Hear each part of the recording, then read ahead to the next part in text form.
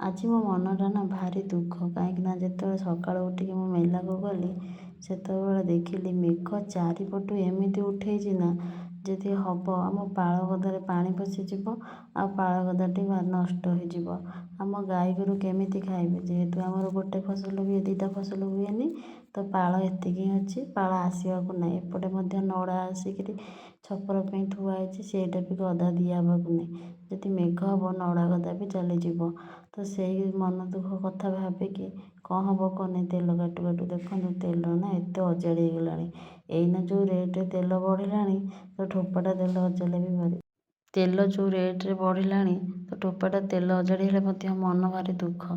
ତ ତାରି ଭିତରେ ମୁଁ ଆସିକି ବାଇଗଣ କାଟିକି ଭାଜି ବୁଲୁଛି, ମୋ ସାନ ଭଉଣୀ ଆସି କହୁଛି ତୁ ବାଇଗଣ ଭାଜୁନା, ଦେଖ ସକାଳୁ ଉଠିକି ଚାହା ପିଇଲାଣି। ମୁଁ କହିଲି ତୁ ଚାହା ନା ଚାହା ପିଏ, ମୋ ଚାହା ପିଇବାରେ ଏମିତି ଆଦତ ନାହିଁ।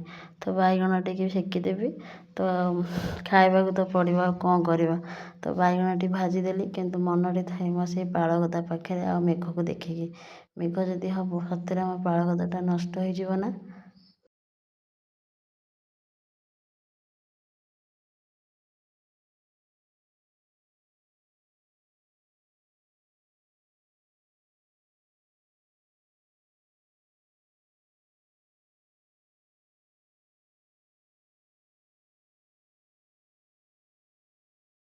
ତାରି ଭିତରେ ବାଇଗଣ ଭଜା ବି ରେଡ଼ି ହେଇଗଲା।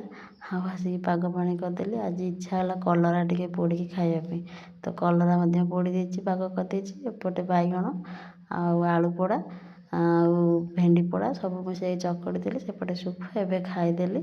ରହୁଛି, ନମସ୍କାର।